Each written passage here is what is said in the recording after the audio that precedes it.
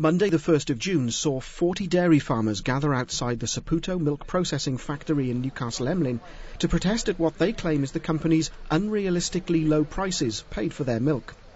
Despite rises in the cost of fuel, fertiliser, feed and vet bills, milk prices paid by Saputo are now amongst the lowest in the industry, a situation that the protesters say is forcing many out of dairy farming. We had to take action, I think, because we personally ourselves have sold all our heifers. The cows are on the market to be sold, but I don't think at the end of the day it's not what we want to do ourselves. We prefer to stay in dairy. But you can't keep going deeper and deeper in debt. December last year, when we were on personally ourselves nearly 30 pence a litre. That has now dropped down to 21.5 pence a litre. And it will go down another 2 pence in May. You can't pay your bills. You can't plan ahead to try and do something with your farm. You can't invest in your farm. The banks won't support you. There's very limited support from the banks at the moment, and we have to do something about this ourselves. The point that we want to make over today is the fact that members supplying milk to Saputo are not getting enough price for their milk. They should be getting at least 3 pence more per litre, and if they don't, then it's their businesses are under threat, and in that situation family farms in West Wales need to survive, and it's a general problem of course in the industry, but Saputo here are not giving their members as much price as some other companies in the locality. But the protest wasn't just about milk prices.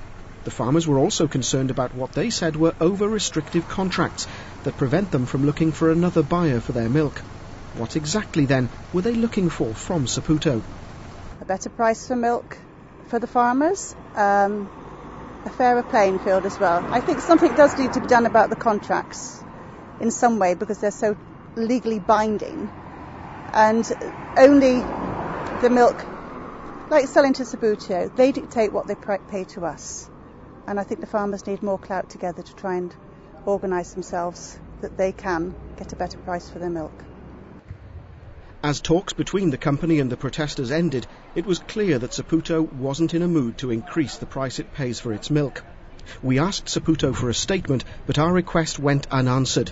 A spokesman did, however, say that the company was experiencing difficult market conditions and so was unable to offer the farmers a higher price for their milk.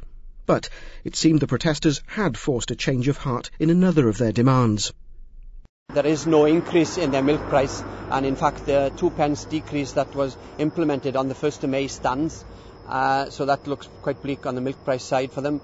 But the second point is that they are allowed to be released from their contracts in an agreed date with Saputo in the next months or two, and so that they will be allowed to look for a price for a supplier elsewhere who can give them a better price. And it's up to individuals or groups of farmers to get together to do that in the near future.